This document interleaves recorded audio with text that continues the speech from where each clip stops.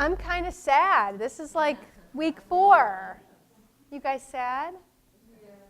You are going to love today's recipe. I'm telling you, I had one before everybody got here, and I was just like, it's like really, really good. So that'll be a little dessert for you guys. You'll really enjoy that. So week 4, we're pulling everything all together here for the 4th session, the how-tos of healthy living. So up until this point, we learned what to eat. I think it's quite fair to say we've learned that extensively, what to eat. And this is going to be sort of like the whys and the hows to eat, because I think as we age, we sort of forget that, myself included. So in this session, we're going to talk about tips and strategies to help you make smart choices in the real world, and how to cope with cravings and temptations and emotional eating, which is something that most of us face every day. You know, it's just part of maybe how we grew up and part of how we live and how we cope. So we're gonna cover this again. This is probably my favorite topic of all with the 4-part series. It's just I loved digging into the whys and the hows, how to eat. The what, everybody kind of knows that, but this is the piece where I believe there's so much room for growth for everybody in the whys and the hows of eating. So the homework check-in, did anybody get an opportunity to look through Yummly or Pinterest to see or check out any websites that offer recipes and things like the easy recipes, healthy recipes? Anybody do that? Or you have, yeah? And collecting recipes, did anybody try anything new or at least plan one day of a meal plan? Did we do that? We did? Okay, because I'm getting eye contact this time, so that's good. I know you two did because you're looking at me. Good. What kind of recipe did you guys try? Anything like soup or? I'm doing the salad. Salad? Okay, awesome. That's me too. I read a bunch of different recipes for salad. Good, that's good. You can't go wrong with salads, you know. It's so versatile, and as you saw with Carla's, salad the second week, it doesn't necessarily have to be greens. It could be quinoa as a salad. So there's lots of room for opportunity. So keep doing that, especially if you sign up for Yummly.com. They send you those emails. I love getting those emails where I get, one a week that tells me all the things I might like, and I end up, inevitably clicking on one or two. You get lots of ideas that way, and they're more tailored towards you. So good. So, healthy eating in the real world. It comes down to really one thing.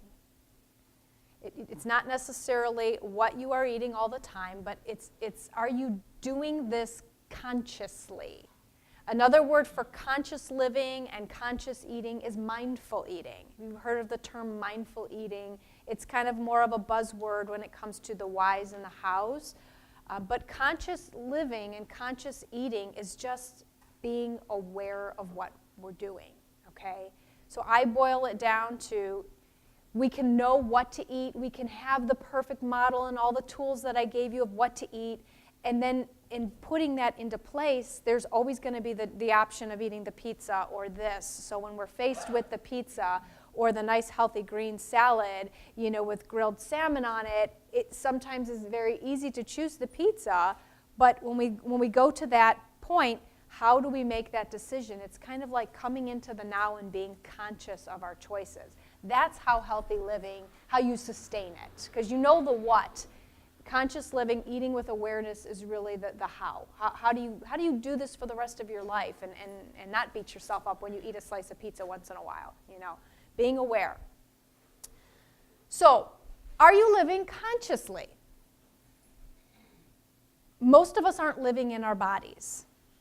We're not. We're over here in the past, right? Or we're up here worrying about what's going to happen in an hour, and we're not living in our bodies. And it's when we are here and when we are here, that's when we make poor choices. So when you're in your body, when you're making conscious choices, it's the law that you will achieve better health because you're in the now. You're here. You're conscious. Visualize yourself in any situation. Where are you living? Are you stressed out about something that happened yesterday or something that's going to happen in an hour? Or are you focused right now on that meal, enjoying it, tasting it? Or are you thinking of other things? Trust me, I'm no saint here.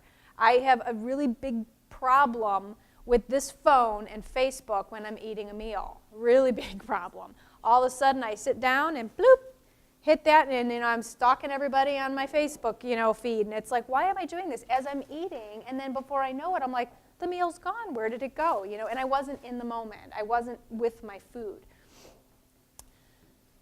So to be in the now, here's what I want you to do. Finish your last bite. Chew it, swallow it. And I want you to just close your eyes.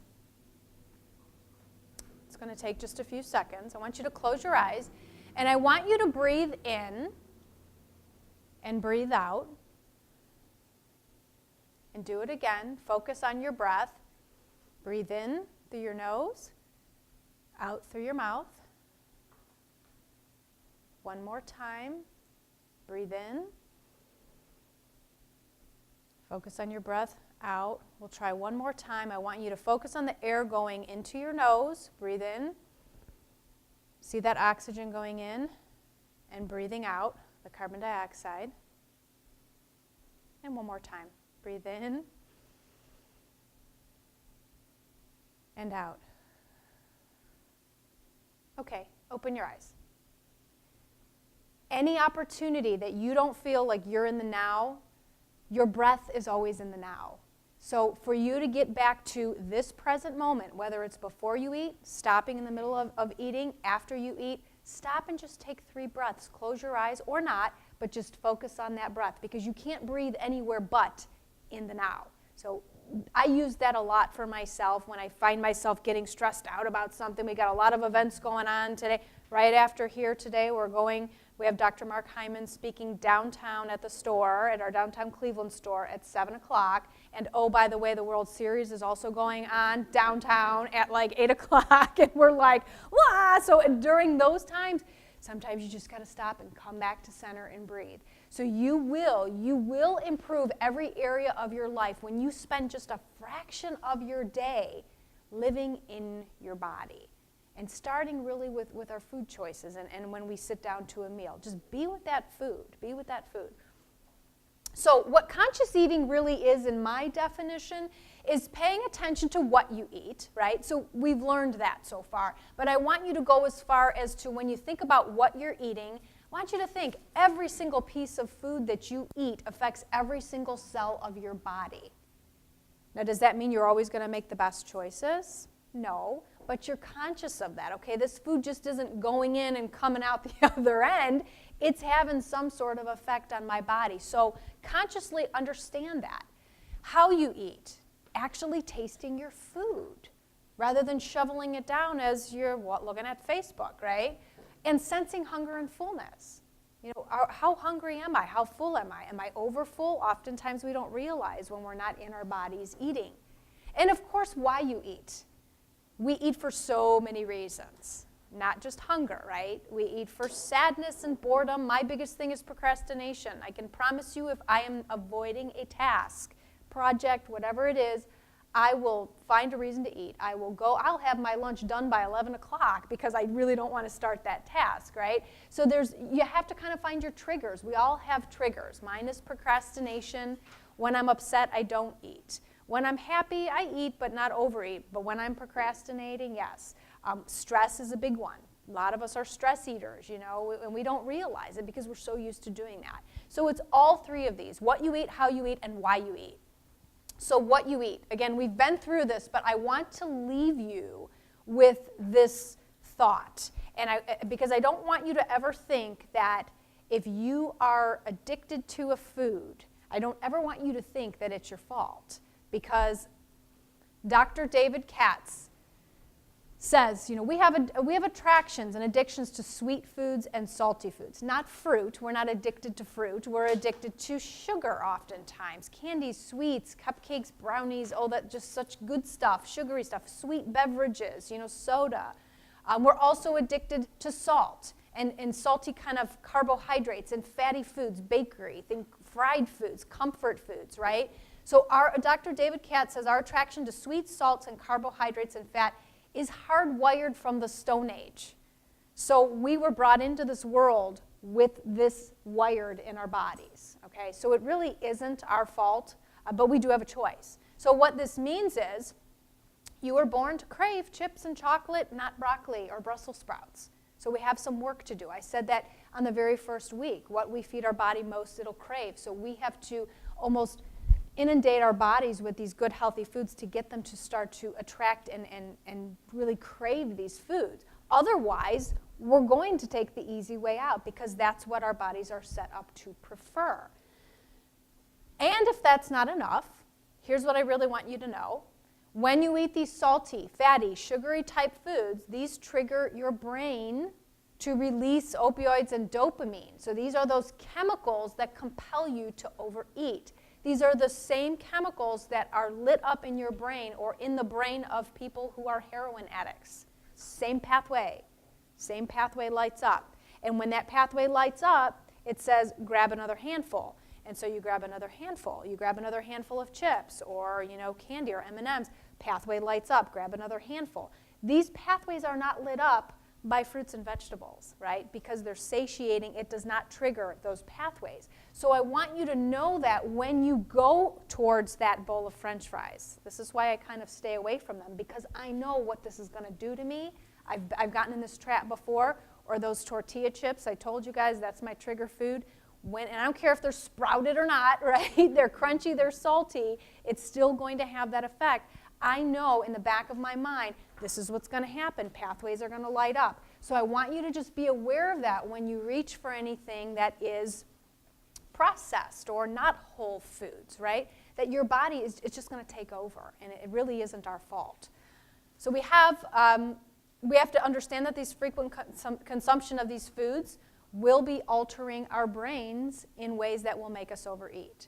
So sugar really is a drug. And this is something, actually, if you have the opportunity this evening to come and see Dr. Hyman, he is on this whole crusade against the sugar industry. And his message is, it is the sugar that is causing heart disease and killing us. It's not the saturated fat that's found in a piece of cheese or some meat. It's really the sugar.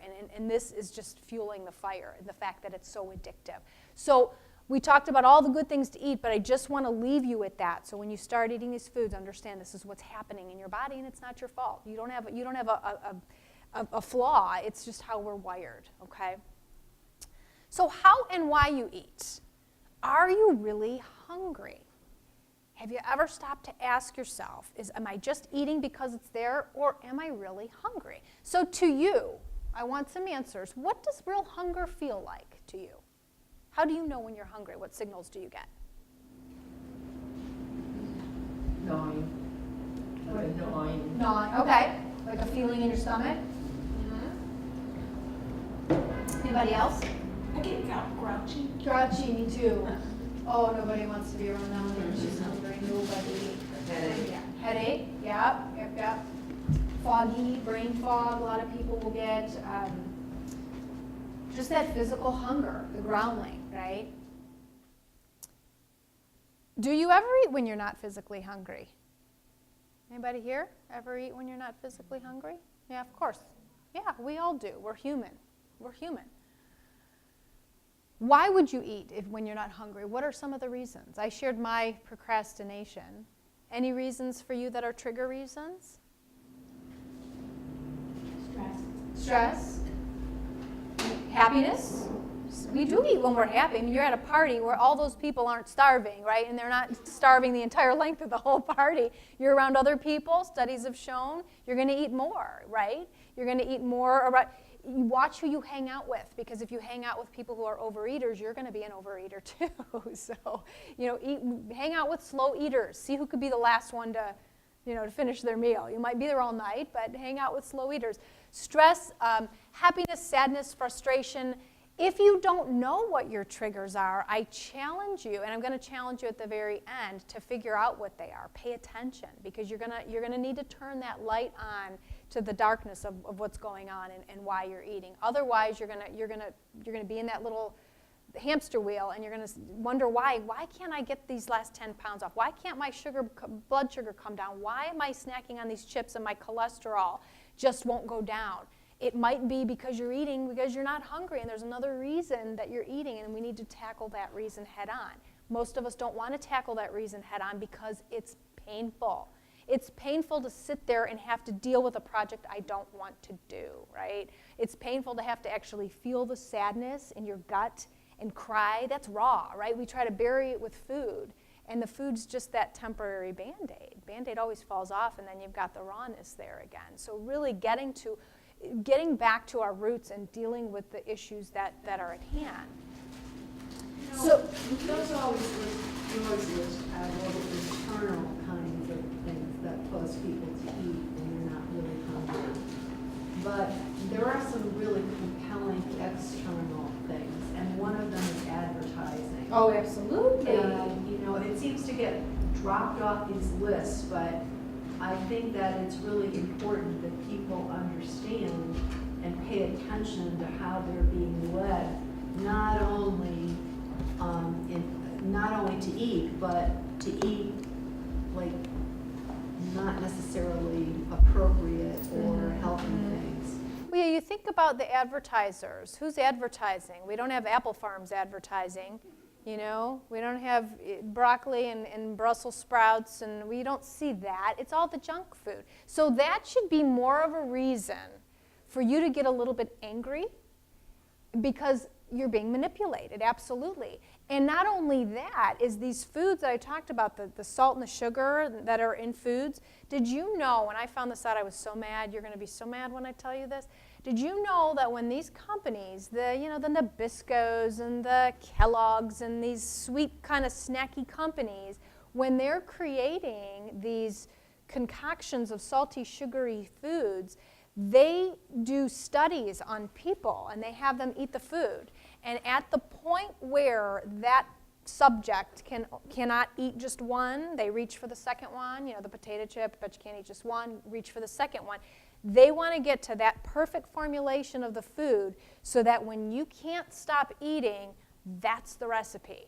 That's the recipe, and they've actually termed it the bliss point of food. So the bliss point of food is that point, that recipe, that potato chip, perfect potato chip, where you can't just eat one.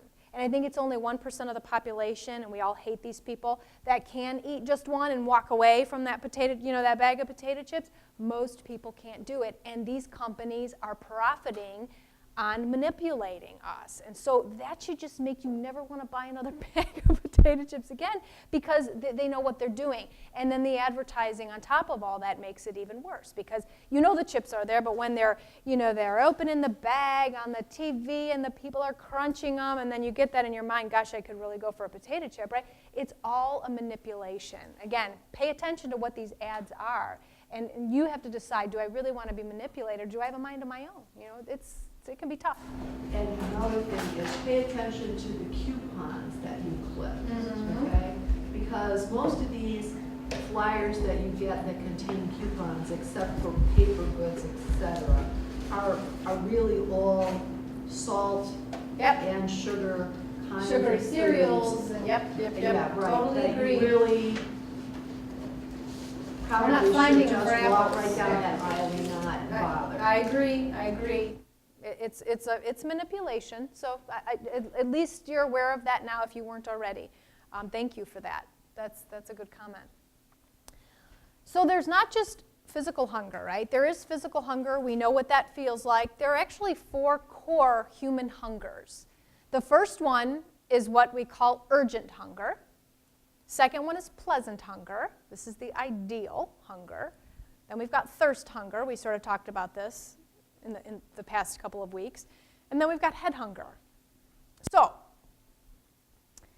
before we get into each one of these, I want you to begin picturing your stomach as if it were sort of like a tank of gas, okay? We've got something called a hunger scale that you may have seen some version of this in the past, but this is a very easy way for you to determine at what level you are either hungry or full or maybe just satisfied. And then if you fall outside of a just satisfied range, you have to determine why is it I am eating, okay? So the hunger scale goes from 0 to 10. What these numbers look like, at 0, you're completely faint, you're grouchy, your stomach is growling, you're lightheaded. For me, this is like, don't even look at me, I need food fast. Then at 10 is that Thanksgiving Day stuff, right? You're sick, you have to unbutton your pants, you can't breathe, we've all been there, you need to go for a walk, you want to fall asleep, right? So we've all been to both of those, but then it's the little numbers in between where we tend not to have that sensitivity. So, at number 4 or number 5, that's kind of like the midway point. That's like your gas tank is halfway full, or your stomach is just full enough. Keep in mind, your stomach can expand to hold about the size of a gallon of milk. So, when you go home, take out that gallon of milk, that's the capacity of your stomach. At that point, you're at number 10. But all of the lesser numbers, especially around the 5, that number where we're just satisfied. It's that point where you can say, I've had enough, I still have lots of food on my plate, but I'm done now, and you walk away. Now, if you were born and raised as a member of the Clean Plate Club, like I was, you were forced to clean that plate. And I tell my mother to this day, you really did a number on us. I know you only cared, but you really did a number on us, because we were born and raised to, when you were born, you eat, and then as soon as you're full, a little bit full, you don't want any more. Even if there's half a plate of food, you're done, right? You want to go and play. But what that whole Clean Plate Club did to us was it forced us to then look at our plate, an empty plate, as full, and totally disregard what's going on here.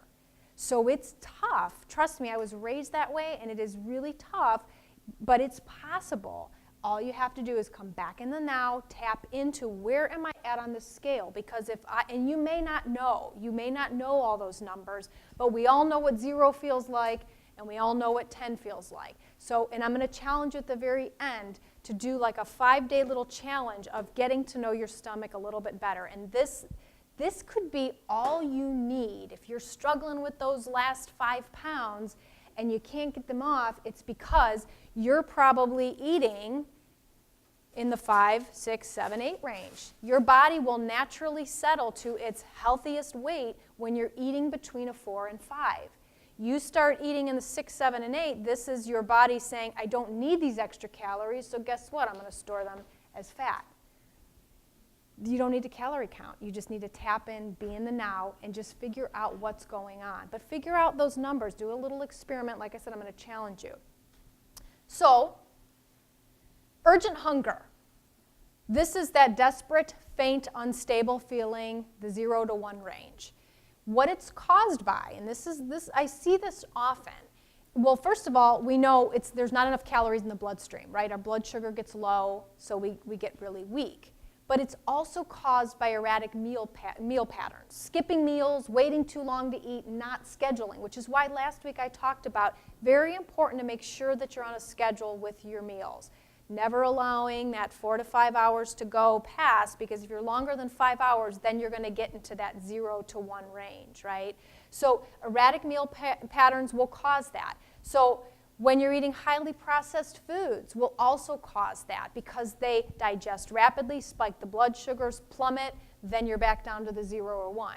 Artificial sweeteners. I just wish these things would be illegal. I'm talking, aspartame, so we're talking Splenda, we're talking sucralose, which is Splenda, we're talking sweet and low, equal, pink, yellow, blue packets.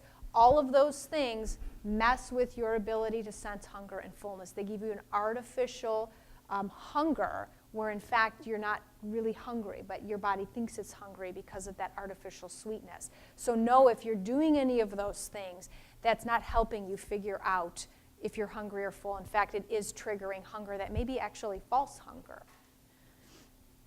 Pleasant hunger, this is the best. Pleasant hunger is that feeling of, I could eat, but if I don't, I'm not going to die, right? And when you are pleasantly hungry, you are making choices from a much better place. You have an appetite for good, nutritious foods. So how do you get to the pleasant hunger state? Well, you're eating well-balanced meals, right? Healthy, well-balanced meals throughout the day, and you're eating those foods that you want to start craving, the satiating foods. So, the fruits and the vegetables and the quinoas and these amazing energy bites that Carla made, they're going to be so great. When you start eating these foods, your body becomes satiated on the nutrients. So keep those meals as balanced as possible, and when you do get hungry, it's not going to be that urgent. It's going to be, okay, I could eat, but I'm not dying because what I ate at my last meal was really tiding me over, and I could eat now. It's not that craze for food. And also minimize unnecessary snacking. Remember, like I said last week, some of us, the whole day is a snack, right? We just, we pass by someone's desk and we take some of this, and then, there's chips there, and I'll take. So if we have these meal times and snack times set up, you're going to get to that pleasant hunger state, and you're not going to overeat. You'll be much less likely to overeat. Thirst hunger, this one's easy. This feels like hunger, yet it disappears when you drink about 8 to 10 ounces of water. So your body misinterprets dehydration as hunger. So you may not really be hungry, you may just need to drink some water. Your body doesn't know, it's not evolved enough to know that, this is the thirst thing going on. It automatically triggers that hunger signal. So a lot of us really do eat when in fact we are thirsty. But if you have your meals kind of set up to where you're eating at the same breakfast, lunch, dinner, same time, you won't really be fooled by this, because if you just ate breakfast and then it's like 9 o'clock and you feel hungry, you'll go, I just ate, it must be thirst. And you'll become pros at this. So how do you fix it? We talked about this. I said this, I think, every week. Look at your pee, right? You just want to drink enough water to make sure you're producing that pale yellow urine color, and you will be just fine. And again, once you feel thirsty, your body's already dehydrated, so do not wait for thirst to be your guide. I don't ever feel thirsty. My mouth might be a little bit dry, but I just sip on this all day long because I don't want to get to that dehydrated state. And if you are dehydrated, you can tell in your urine. It'll be very concentrated. Now we've got head hunger. Head hunger, you may be eating when you're completely stuffed, or you may be eating when you're hungry, or any of those numbers in between on that hunger scale. So it feels like any of those emotions you don't want to deal with, right? Sadness, stress, or happiness, you do want to deal with it, but you're just eating because everybody else is eating. Depression, anxiety, procrastination, right? It could be any one of these. And it's caused literally by trying to cover up any emotion or situation you don't want to face head on. Bottom line, that's what head hunger is, and we all experience it. So I've got a little tool to help you fix this head hunger thing. And this is going to be, again, it's going to be a little raw, because if you're used to eating to cover up an emotion, that's going to be automatic for you. But there's 3 questions that you can ask yourself when you are faced with a head hunger eating episode, or you're about to reach for something in response to an emotion. So the first question, you're going to say, I'm about to eat because I am, and fill in the blank. So you're going to stop, like I did this at work the other day. Okay, Melanie, you're about to go back and get your lunch because you don't want to start the employee wellness newsletter because it usually takes you 5 hours, and who wants to just start this? Okay, I put a name to it. So it could be any one of those things. It could be money issues. It could be, worrying about, your job or whatever. Put a name to it. Then you want to say, why do I feel this way? So I'm about to eat because I'm procrastinating. Why do I feel this way? Because I just don't want to start this newsletter. It's going to take me 4 hours. So I'm reasoning with myself, okay? And how else can I cope with this situation? So we're identifying it, we're shedding light on it, and then we're trying to come up with an alternative way to healthfully cope with what we're about to deal with. So, for example, I'm about to eat because I'm stressed. Bring awareness. Literally say to yourself or out loud if nobody's around, I see you, stress. I see you, procrastination. I know what you're doing. I know. This is like turning on the light switch in a black room, because you don't know what you don't know if you're not shining light on that. Question 2, why do I feel this way? Why am I stressed? Well, let's see why I'm stressed. There's got to be a reason. This goes on a lot at our corporate offices. End of the month, everyone's like, it's end of the month, and they're all running around, and it's like, this comes every month, right? End of the month comes like every month. So they're always stressed at the end of the month. When you're asking yourself, why do I feel this way, it just brings more awareness. And I know why you're here. I see you stress, and I know why you're here, okay? Question 3, how else can I cope? If you're stressed, get up, remove yourself from the stressful situation, go to the bathroom. I don't even care if you don't have to go, right? Just walk to the bathroom. Take a lap around the office. practice that deep breathing. Perfect time to get in the now, okay? I'm procrastinating. I'm about to procrastinate. I want to reach for my lunch. Close my eyes. Be in the now, right? Take 3, 4, 5 deep breaths. Come back to center. And once you're back in your body and you're not in the future and you're not worrying about the past, things become so much more balanced. You just got to get back to your body. Count to 5. Change your internal environment, change your external environment. Sometimes you have to change both. Sometimes you just got to get the heck out of your office for a second if you're about to reach for something or you're about to, do something you're not supposed to do. You got to just get up and change the scenery. I coach people to do that all the time. They tell me, I've got a trigger. I come in the house, okay, walk in the house, put my work bag down, go right into the cupboard, and I grab the bag of chips. Okay, so that's a habit. It's a trigger. They're stressed from the day. They walk in. They go right to the pantry. So I had one individual. I said, okay, come in, put your bag down, and I want you to go all the way around the house and come in at the other entrance. You need to change the scenery because that pattern to that's just too much of a grooved pattern. I mean, there were grooves in the floor from, the garage door to the pantry because it's what they were used to doing. Change the route. You got to change your pattern. So internal, external environment, change that. This stuff really works, but you just got to feel it and you got to work it. This is really important, okay? So we talked about the different hungers. We talked about coping with, I could do a whole series on emotional eating. Seriously, that's such a big topic. But I do want you to understand this. It is the law of human nature that what you resist persists. So if you constantly tell yourself, I come in the house, no, I can't eat those chips, I can't eat those chips, don't eat those chips, don't eat those chips, that doesn't work, right? So how you have to approach this, food's always going to be there. That bowl of M&Ms on that coworker's desk is always going to be there. You're not going to change that. But if you look at that and say, I can eat out of that M&M jar if I really want to. It's a choice. I'm not taking that away. It goes back to that first week when I said you forbid yourself something, you want it 100 times more. This is why, because what you resist persists. So you give yourself permission and say, I could eat that if I really wanted to. I have a choice. If you tell yourself you can't eat it, you will eat it. But what will you choose to do? So now I have a choice. I could eat it, but I don't want to. I want to cope with it this way. As soon as you take that choice away, it's game on and you're going to eat that food. So you do have a choice. Most importantly, when you think about this, I want you to think about getting back to your roots, because when you start to practice more of this conscious eating, it helps you reach more of a natural weight that is healthiest for you. It may be more than you weigh, it may be less than you weigh.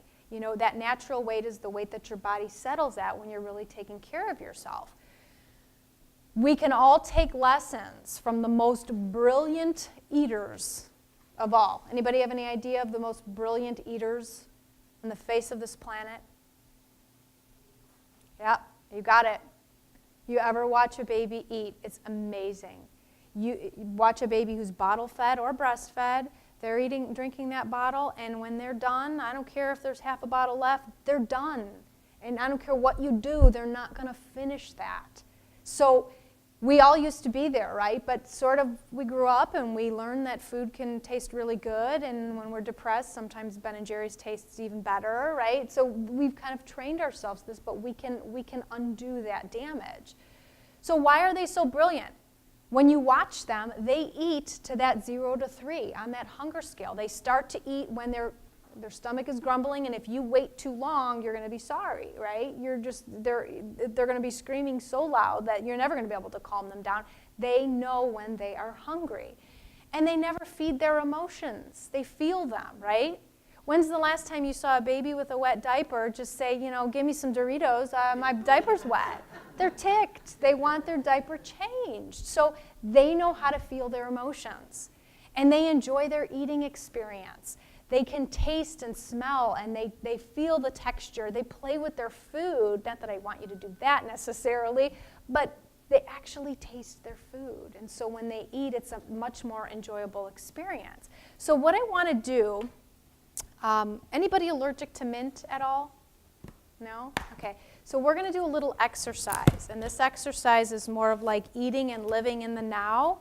We're going to each take a piece of this chocolate, and I want you to start on this. Oh, you want to do that side? Okay, thank you. So we've got, and this is that really good chocolate I was telling you guys about. They're super, super dark, 100% cacao chocolate. And don't open it yet. Some of them are, well, we have one that's not mint. I believe that's the one, Carla. You have yours? Everybody else have yours? Everybody have it? Okay, good. Okay, so I guess I got to take one. You want one, Carla? Okay. Sure, thank you. Okay, so a little bit about conscious eating and being with your food.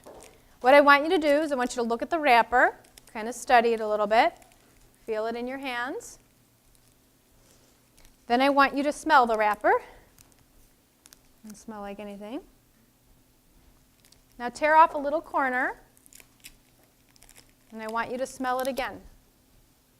And just smell the amazingness of this chocolate. Now, you could take half the wrapper down because it is chocolate, so you could still hold the actual wrapper. But I want you to smell it again, now a little bit more intense. Isn't that amazing, that smell? Now, this is 100% cacao, right? So remember we talked about the benefits of cacao being very high in magnesium, helps with balanced blood sugar, helps with sleep, helps lift your mood, right? So this is a little bit of education about the food. Now I just want you to lick the chocolate. Don't bite it, just lick it. Just lick it. Taste a little bit of that. Lick it again.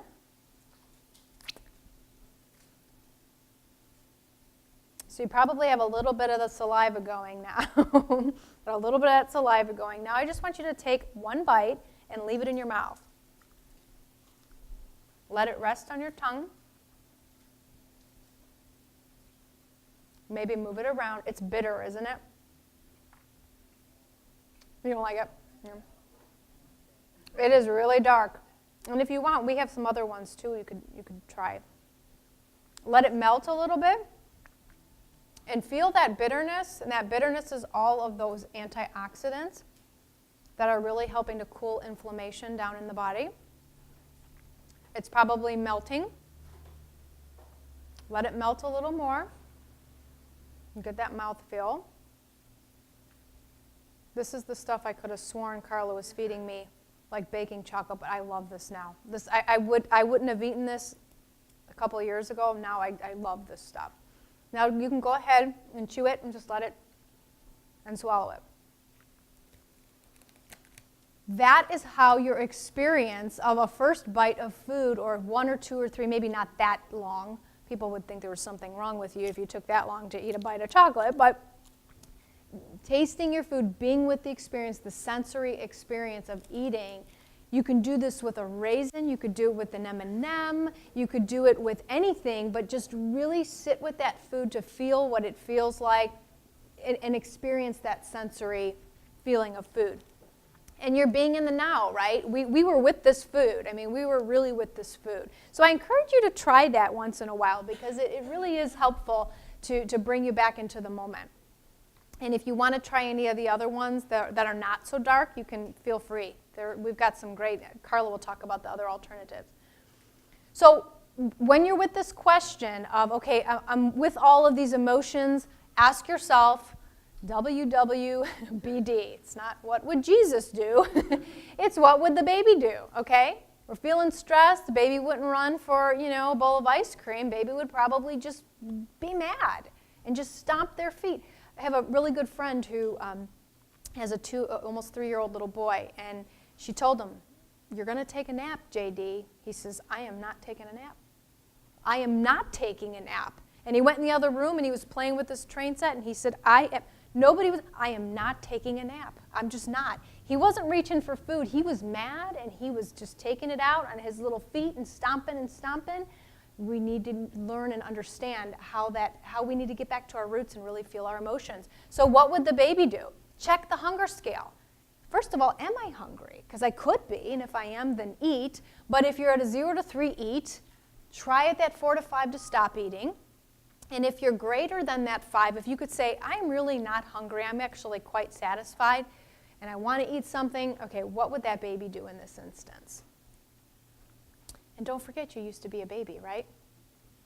So there you have a little, I'm going to have you, even though I'm not going to see you next week, you have a little Am I Hungry challenge that I want you to, maybe starting today or tomorrow. There's 5 days listed on here.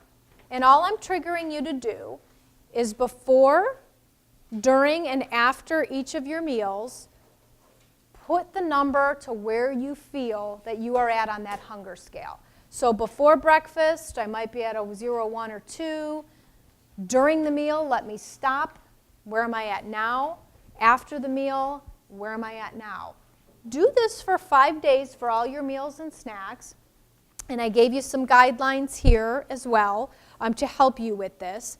But this is really an awareness building exercise because sometimes we just don't know what we don't know. So what I would suggest you to do is find somebody that you can have hold you accountable for this little challenge. Maybe it's somebody in this room. Maybe it's a family member or a friend. Take this challenge together because I'll tell you, this is probably one of the most important things that you can do is really get to know your body and why you eat and handle that emotional eating thing, or at least start to take just a little bit out of the mystery of why you're eating.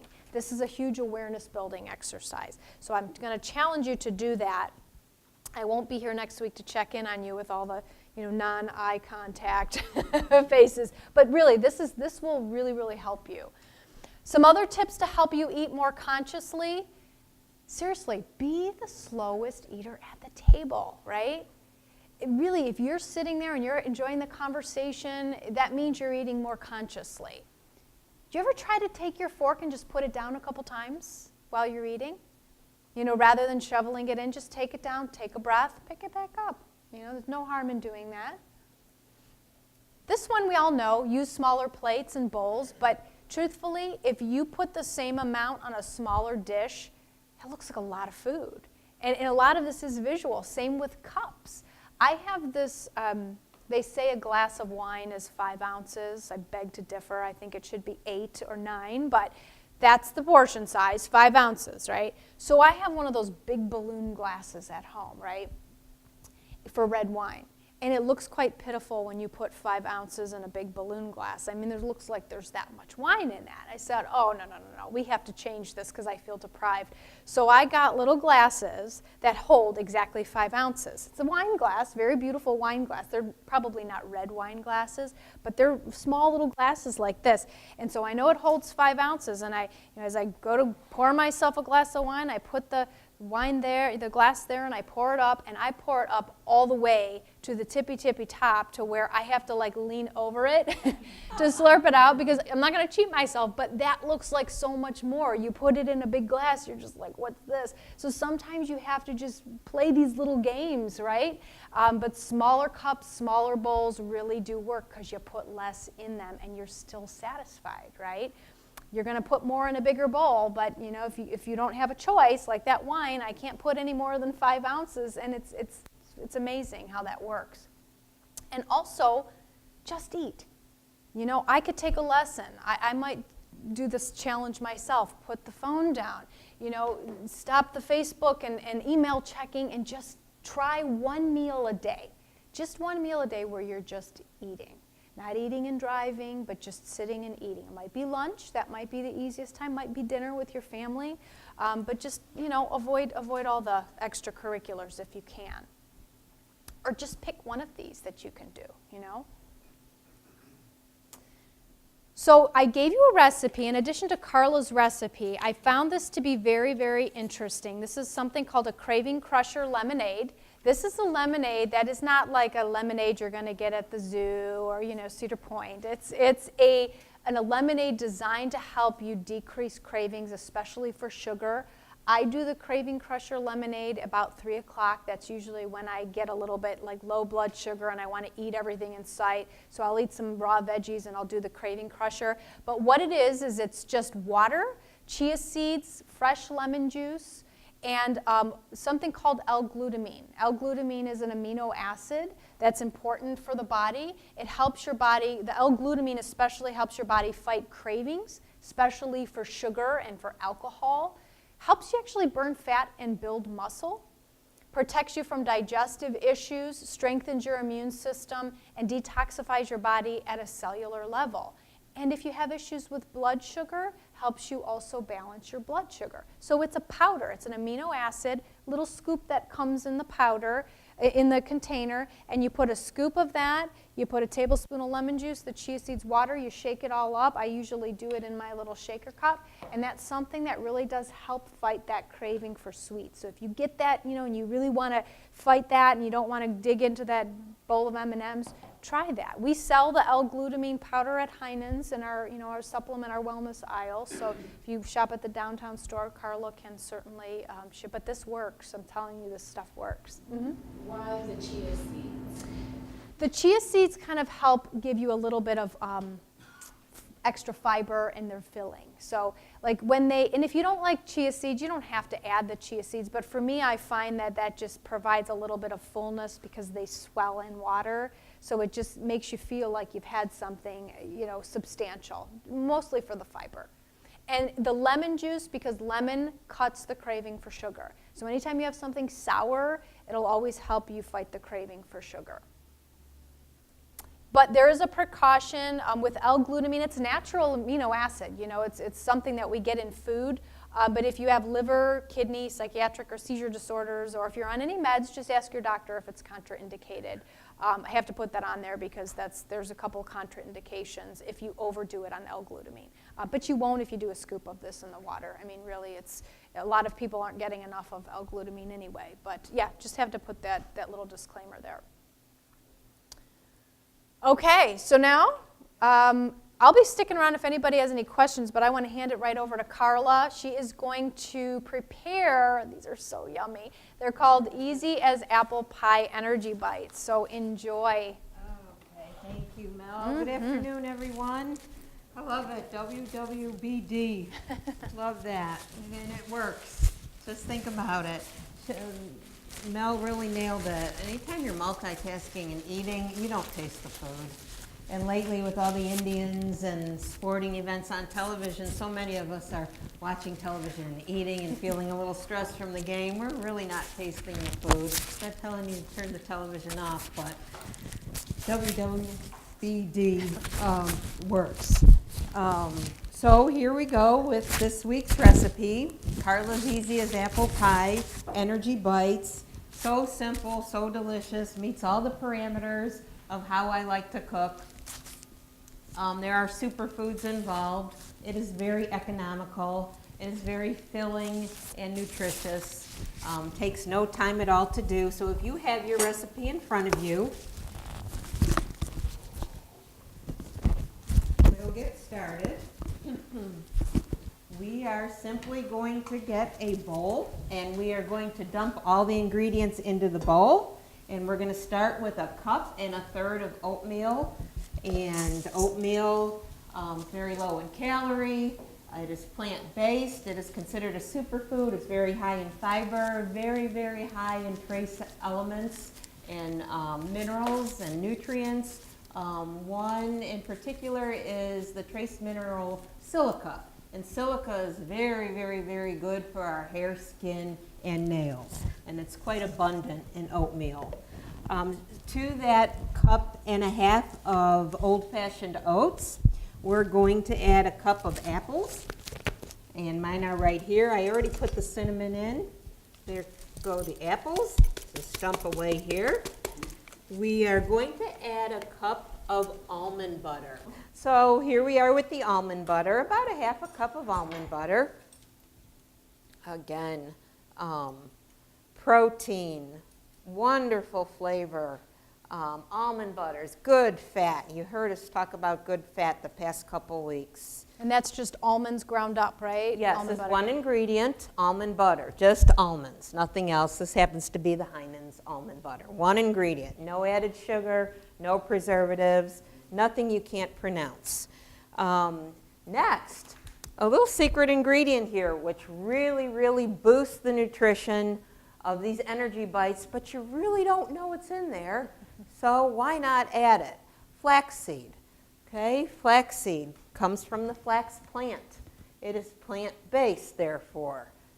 No cholesterol, very low in calories, very high in fiber, high in good fat, omega-3s, also 6s and 9s. There are plant compounds in flaxseed which do a myriad of wonderful things for our body, including help balance our hormones out, suppress a bad hormone called cortisol. Tons of antioxidants in flaxseed. I love this one. This flaxseed is by the company called Garden of Life, and included in it are 4 or 5 dehydrated fruits, bananas, cranberries, raspberries, apples. Therefore, the flax has a slightly sweeter flavor than plain flaxseed. Okay, so this is one of my favorite products right here, and we are going to add 1/3 cup. We always want to make sure that's ground, right, never whole. Exactly. We really can't digest whole flax seeds or get the goodness out of the flax seed until it's ground. Next, we're going to add 1/2 cup of raisins. Here, I happen to use the Paul Newman's organic raisins. Dump those right in the bowl. A low glycemic sweetener is next on the list. I chose organic maple syrup for my recipe. I think maple and apples make a nice pairing. And I am going to add 1/3 cup. This is the type of sweetener that won't raise your blood sugars way up and have you crash soon after. So that's what we mean when we refer to a sweetener as being low glycemic. Helps keep the blood sugars a little bit more stable while adding a beautiful sweet flavor. To that, we're going to add vanilla, and vanilla just makes life better. So we're going to add about 1 teaspoon. You could add a little bit more. The beauty of this little recipe that I concocted is it really doesn't have to be an exact science. You really can't ruin this recipe. Last but not least, I have on my recipe a couple teaspoons of apple pie spice. That is cinnamon, cardamom, nutmeg. So you can add that. I happen to have with me today pumpkin pie spice, which is very, very similar. So I'm just going to go ahead and eyeball a couple teaspoons of that in there. I love nutmeg. I hope you guys do as well, because I put them in the energy bite. I'm going to add a little dash of there. Again, just trying to show you guys it doesn't have to be an exact science here. If you wanted to, you could even add a little bit more cinnamon. From here, you just mix everything up. Everything in the bowl, mix it all up until it forms a nice dough. Like so. And what's nice and simple is if you have a melon baller like this, you just go ahead and you make the energy bite balls. Just kind of squeeze them in your hand. Put them on a tray with maybe a piece of wax paper and put them in the fridge for about 20 to 30 minutes. And now we're ready to sample. Yeah. And here we That's a are. brilliant idea, the melon ball. I mean, Keeps should we keeps just the have them? energy bites more consistent in size. Should we and just have them pull it off, I or have do you little have some- cups we can put those Oh, in. okay. Do you guys smell that? All you smell is apple and cinnamon. Oh. So, yeah, nutritious, filling. Again, we've said every single week we get satiated on nutrients, not on calories. So perhaps if you had a little batch of these waiting in the pantry for when you got home, and instead of maybe grabbing those chips or cookies or And these would be candy- best kept in the refrigerator, right? Because of the chopped Yeah, apples I and do. stuff? I keep Okay. them in the fridge. Do They're we have just like better, a, firmer. like a, Oh, let's see, Mel, I can get you a glove maybe. I have tongs here. Here we are. okay. Here's one for you, and There I'll you help go. you out Awesome. and get these passed around. This is what they turn out to look like. I could have given these out on Halloween. Yeah. They would have all ended up on my front lawn, I'm sure. And one more Though thing they're about- delicious, though. You can sub in and out ingredients in this recipe. For instance, if you're not a raisin fan, leave the raisins out. If you like dates, chop up some dates or currants and put those in. I happen to think that everybody likes apples, and I don't really know anybody that doesn't like apple pie. I'll start back here.